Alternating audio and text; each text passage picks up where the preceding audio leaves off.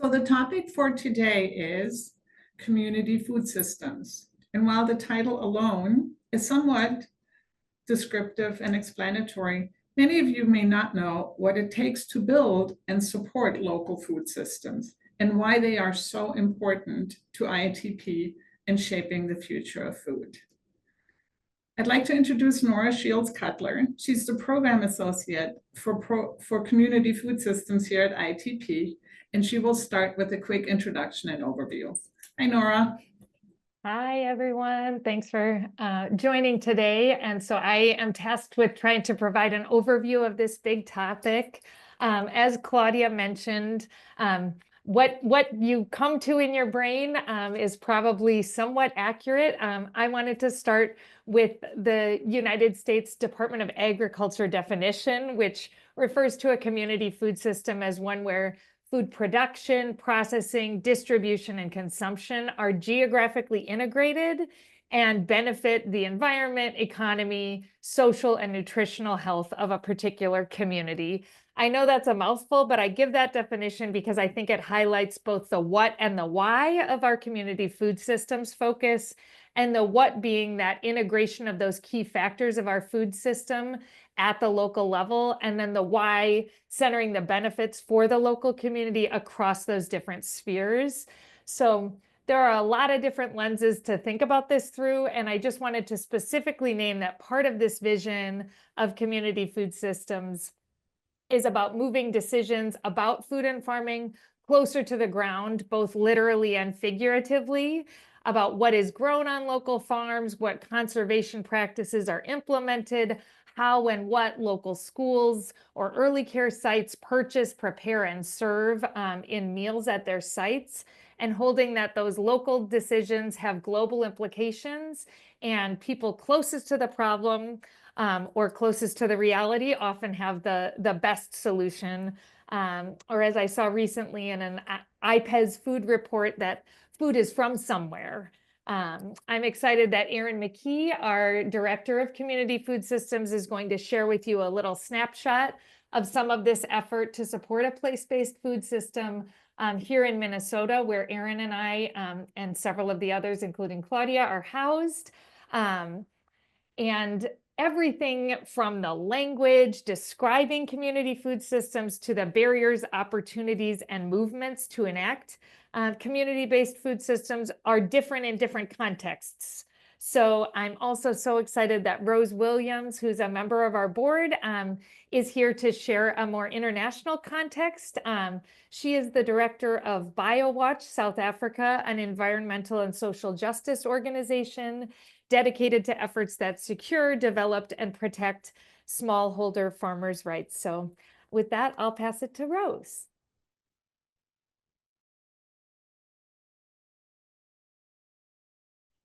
Yeah, thanks so much, Nora, and good evening, everyone. It's good evening from South Africa. I'm based in Durban on the east coast of South Africa, right at the bottom of Africa. It depends which way you're looking at the world map. It might be the top, but it's really great to be with all of you today and to speak about community food systems. So the context is different to Minneapolis, but the community food systems still hold. And I've just got a few slides to show, which I hope will give you some idea of the community food systems in the areas that BioWatch works. We are an advocacy organization, but we also do a lot of community work. And the slide that you see here is of a household seed bank belonging to one of the smallholder farmers that we work with up in the northern parts of the province that I'm in, KwaZulu-Natal. And you can just see the variety there of seed and the care which has been taken to collect and keep the seed. And really the seed is in many ways a symbol of community food systems. If you look at it, and then you look at the phrase which I've also put there: what you feed soil, you feed the plants. What you feed the plants, you feed the people. And I think it's that interconnectedness and holistic approach which really speaks to community food systems. So that's a picture of the seed. In the next slide, Claudia, if you can move to that, is a photograph of Kawasaki from Kwahoho in KwaZulu-Natal. And there you can really see the fruits of her harvest. The background gives a very different picture to that in Minneapolis, but you can see her household garden just immediately behind her.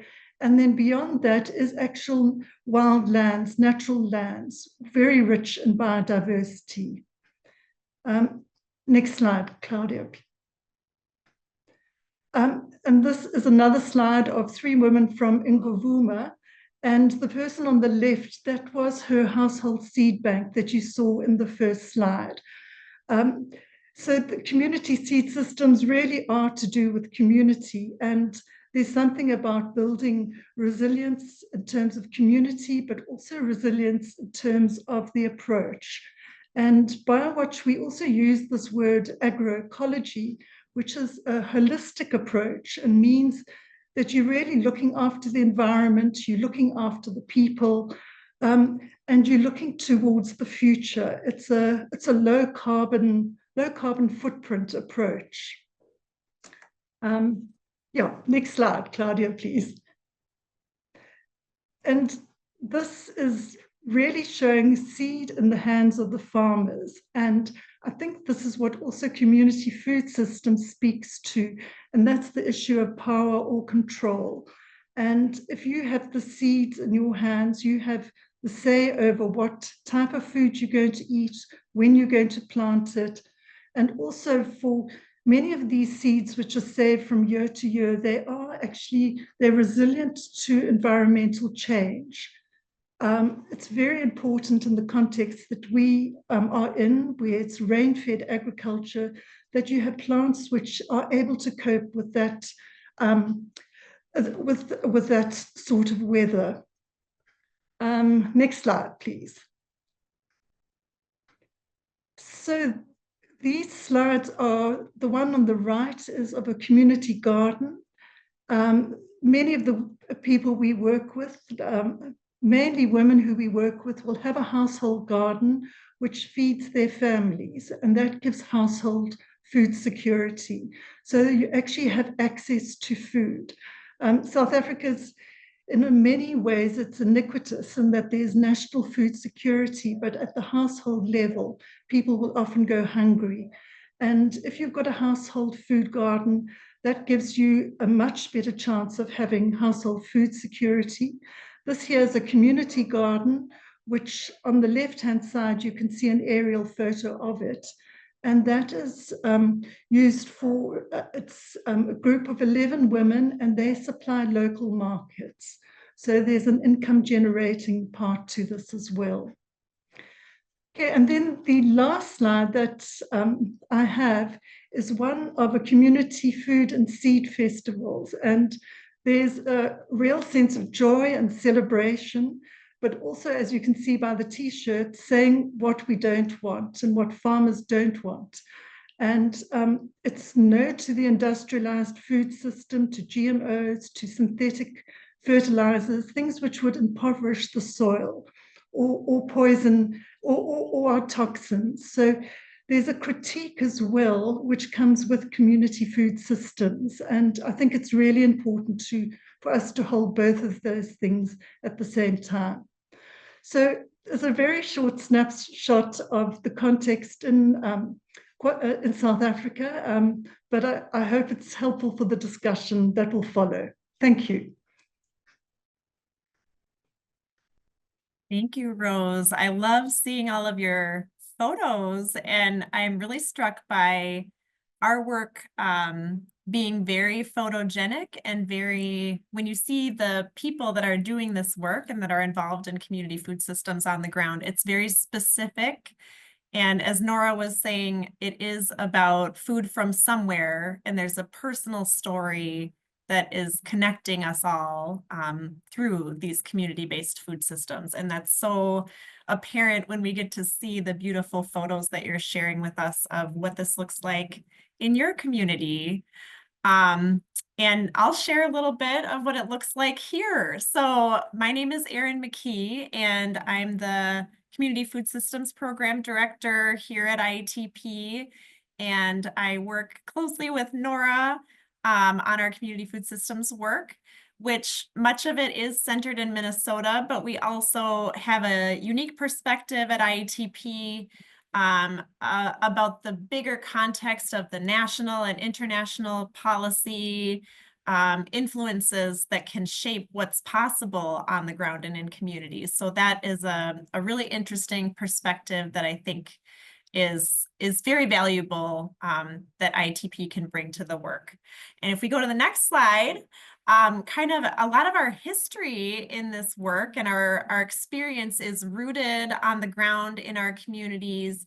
And especially we've done a lot of direct work with schools and also with early care settings to launch local purchasing programs for them. So we're working directly with them. We're sharing best practices and resources that exist.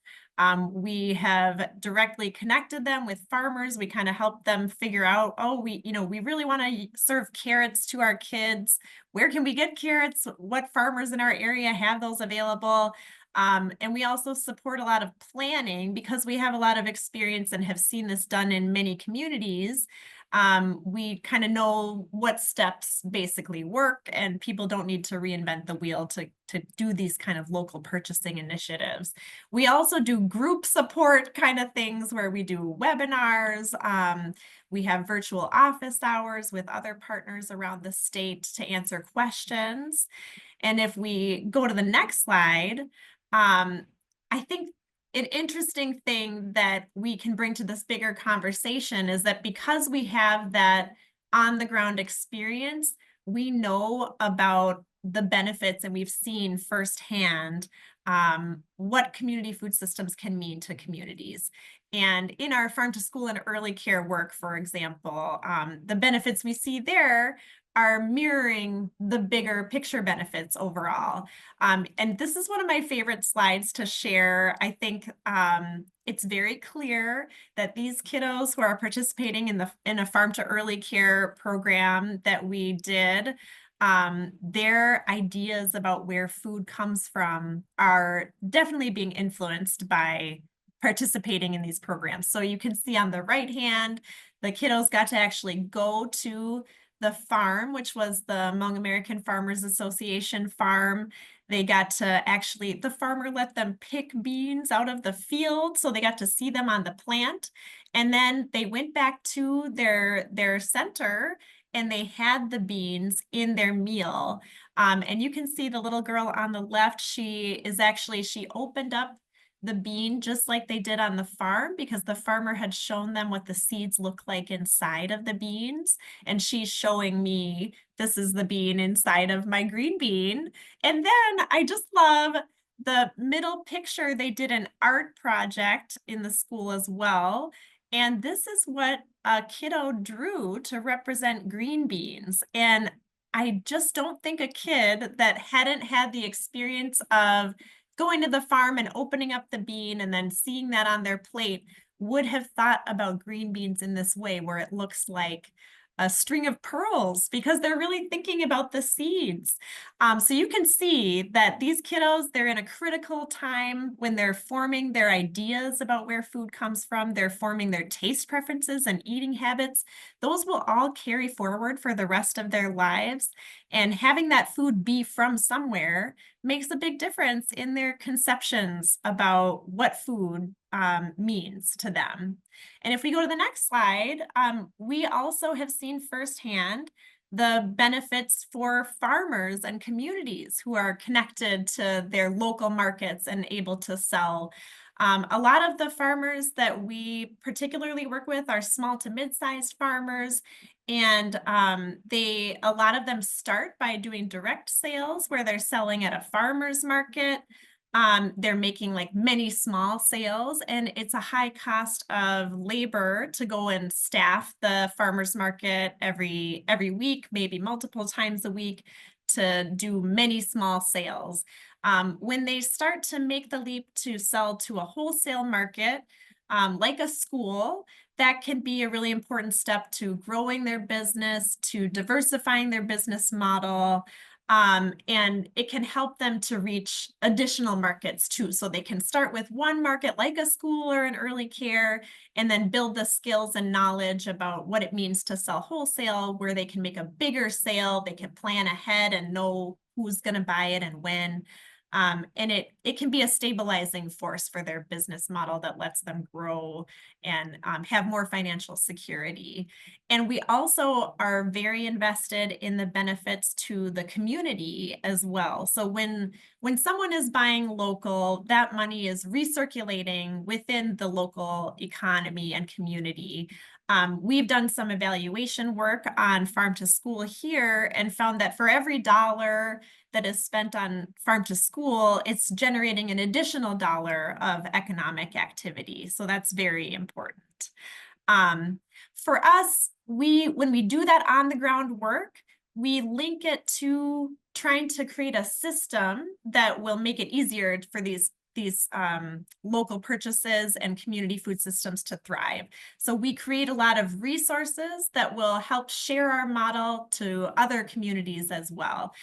So right now, Nora is working on adapting some really awesome resources for the early care context, highlighting Harvest of the Month, different products, and it will have recipes and activities that teachers can do with their kids to teach them about schools.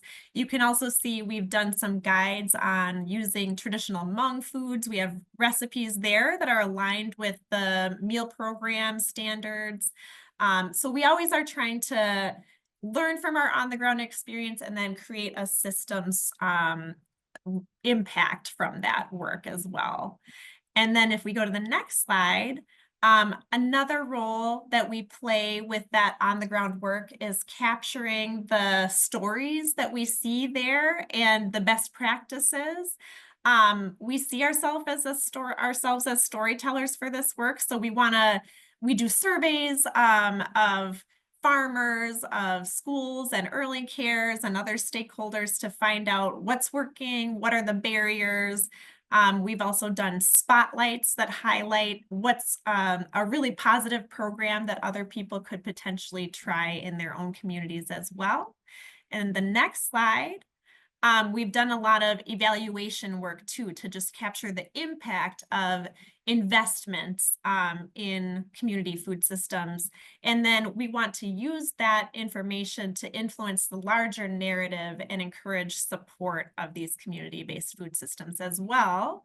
And then my last slide here is, as Nora said, linking the community members that are impacted by decisions into the decision-making spaces so that their voices are part of the conversation as well. So we do a lot of advocacy and then also education and outreach to community members so that they know when decisions are being made, what decisions are on the table, and what opportunities they have to influence those decisions as well. So I'll stop there.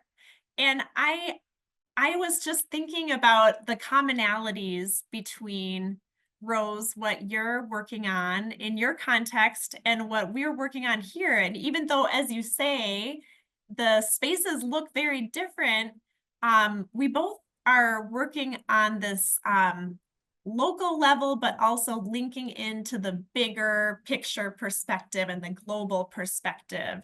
And I was just wondering what you feel as you hear about what we're doing here and thinking about the connection with what's happening in your community and that larger context, what commonalities and connections you see there. Yes, no, I too was thinking that there is a lot of commonality, and so there is something about working at the local level which is so important. Excuse my dog, who is wanting to join into the conversation. I think he has something important.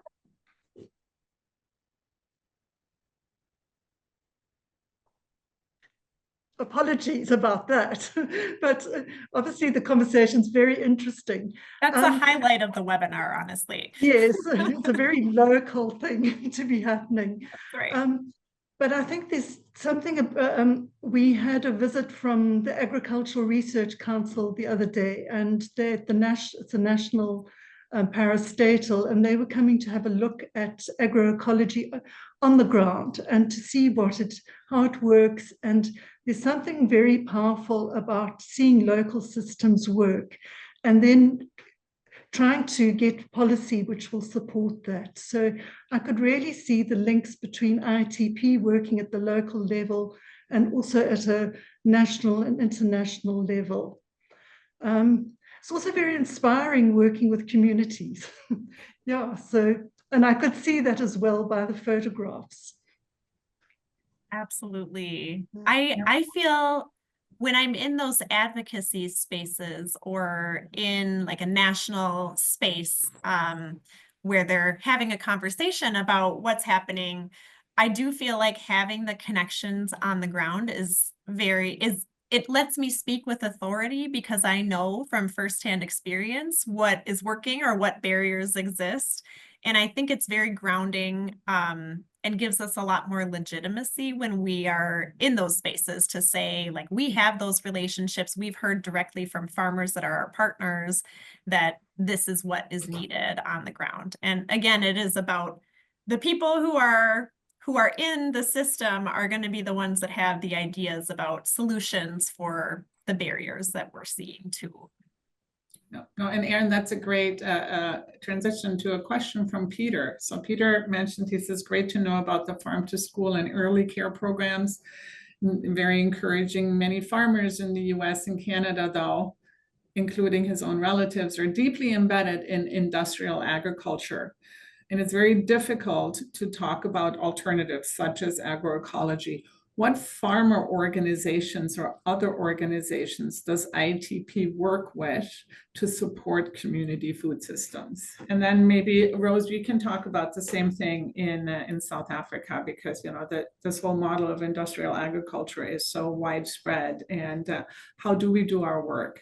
By partnering with farm organizations. Yes, that is such a good question. And our farmer member organization partners are essential to our work as well. In our advocacy work, we are co-coordinators of a network of farm and food systems organizations in Minnesota that work on these kind of policy decisions that will affect farmers.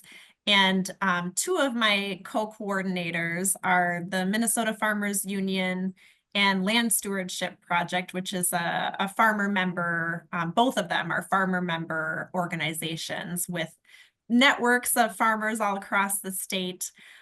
We also are very invested in looking at the impact. In Minnesota, we use the term emerging farmer. It's similar to the USDA term of historically disadvantaged farmer, but essentially it means farmers who are facing additional barriers to success in our system. So immigrant farmers, farmers of color, women farmers, veterans as well, beginning farmers, small farmers. And we are partnering with a lot of groups that represent those smaller scale farmers, like the Hmong American Farmers Association or the Latino Economic Development Center, the Somali American Farmers Association, and the Midwest Farmers of Color Collective. So there are a lot of farmer member groups that are essential partners that we couldn't do this work without, for sure. And Rose, how about you? Do you work with a lot of farmer groups? Yeah, so the situation is a bit different here. And I think it's because there's been a lot of support for commercial agriculture, over the last 100, 200 years. So there's a lot of networks, formal networks and associations of farmers there, but that's much more commercial. Whereas the the farmers that we are working with are smallholder farmers, 2 or 3 hectares, very small, pieces of land. But they, with these farmers, there's a lot of informal connections, but there are organizations like Rural Women's Assembly. There's La Via Campesina in Southern Africa and globally as well. And we're seeing more and more connections being made by with agroecology farmers across the country. So I think that's a definite sort of trend which one can see, which is very positive. Yeah. I think that point about just the way that many farmers are embedded in industrial ag is so important, because it is what we're looking at is the system that does not support the smaller scale ag and food growing farmers as well. So even the commodity farmers are also stuck in the system the way that it is, and it does take policy reform to affect the system to be easier for them. Yeah. We have another. Yeah. The other thing that seems very important is to link with tertiary institutes. So we have quite a few links with different universities in the country, and it's really important for the curricula, for there to be curricular change at agricultural institutions, at universities. So I think things are shifting, but it's slow. Wow. Yeah, definitely slow. And yeah, we have another question from Kristen. And Kristen's asking about the current scope of functioning community food systems here in the US. Do we know if, how many have achieved economic viability? And do we know how many acres are controlled by the communities versus, or by community systems versus industrial agriculture? And I know, Erin, you might know this about, how many schools source from community systems. I know that you guys just attended a national farm to school conference. So, and what other metrics are there, to see, how it's shifting or what's shifting? I love this multi-part question, because it is a very complicated thing to try to assess. And we have a cool project that we're just starting with the U of M with Dr. Hikaru Peterson from the University of Minnesota, where we are going to be doing some research, really looking at the smaller scale agriculture and what supports them, especially in climate resilient farming practices. And I feel like we'll have some more data that would be really probably interesting to Kristen coming up. I will say, like, the USDA does an agriculture census every 5 years, and it was an interesting thing. Overall, the number of farmers has been dwindling as the farms are consolidated. In Minnesota, however, we had an increase in number of farmers and more emerging farmers. So that was a really interesting trend, where Minnesota was kind of going against the larger picture happening at the national level. But we have been doing some evaluation, and I wonder, Nora, specifically around farm to school, we know pretty well, at least about the lay of the land in Minnesota, and what's happening with local purchasing there. Yeah, so I could share just super briefly. Right now, we have, and I would say many states around the country, but I've only looked granularly at the data in Minnesota. Right now, we have some state funding. This year, it's funded at about $1 million that supports schools in making some of those local purchasing. And I would say we do have a lot of schools making local purchasing courtesy of that. We have, for instance, a local district that with that funding, and then with creation of kind of a farm to school coordinator position, has managed to, she just shared, actually this week, they're coming up on $1 million in their own, it's 3 school districts that have a consolidated nutrition program. So we are seeing models like that. I would say the schools are no different than what Erin and Rose have shared in terms of our system that really is designed for industrial agriculture. So I think what is so exciting to me about state funding for that is giving funds to support schools in really creating some different channels. So in the farm to school funding, we are seeing the majority of purchases be direct from growers into schools. And so having funding available that schools can do that. I can't give you a great number. I apologize, Kristen, but I do think we have some funding that is able to jumpstart some of those relationships that have to function outside of the existing channels oftentimes because our existing channels are really designed for a particular model of agriculture that is not necessarily community-based.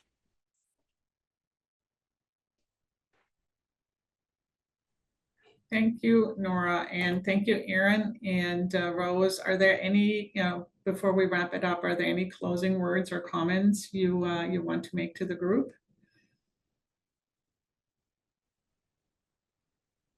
I was just thinking about the sort of economic viability and how things aren't always costed well, so that there's something about community food systems which really are not expensive in terms of the environment. They don't have toxic chemicals. They generally have much better use of water, all of the lower carbon footprint, and really those things need to be highlighted as well when we speak about community food systems. But thank you. It's been very enjoyable being part of this webinar. I think on that note too, just thinking about our connection to what's happening with climate change and agriculture as a major emitter of greenhouse gases, it is really interesting to me to think about the potential positive impacts that community-based food systems can have when we know that agriculture is a sector that emits a lot of greenhouse gases, but it's also a sector that could be sequestering carbon as well. And this is a systems issue and a policy issue about how our current system is set up and what farmers are empowered to do. And so I am very heartened to see on the ground here a lot of movement from our stakeholders, our partners that want to get involved and want to build a positive vision for the future. And we see that that is possible. And I think we are at a really good tipping point where we're feeling optimistic about the possibilities and the next steps that we can take together to improve our food system and make community-based food systems more of the norm and easier to have as the default. Yeah, thanks, Erin. That's a great way to wrap it up. And I see that there are a couple of questions around information and a bunch of links in the chat. We will follow up with everybody that attended today and send those links to you by email, because sometimes it's a little bit difficult to grab them out of a chat during a webinar. So we have all of those, and we will follow up with all of you. So expect an email in the next day or two from us with this information. Again, thank you so much to Nora, Rose, and Erin for sharing your information and your resources. And we were only really able to scratch the surface. So there's a ton more information on our website. And again, we're going to be sending additional links to you. And I briefly also want to invite you to listen to our new podcast series that's called How to Fight a Factory Farm. So there's additional action that we're taking with our partners. And the podcast discusses that nearly all farm animals in the US are now raised in factory farms, or CAFOs.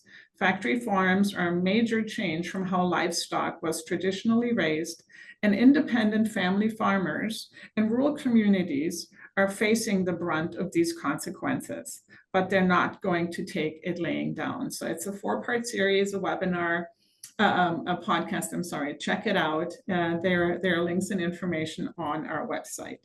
So this was the second of 4 programs for this fall. We have 2 more sessions that are coming up later on, where we're in November talking about our climate solutions program, and in December, agroecology. You heard the word agroecology mentioned a couple of times today, and we're going to take a little bit of a deeper dive on that. Again, you're going to hear from us in the next couple of days. Please share your thoughts or your comments and respond to the emails that we sent you.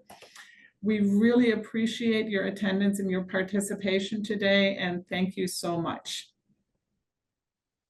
Great. Thank you, everyone.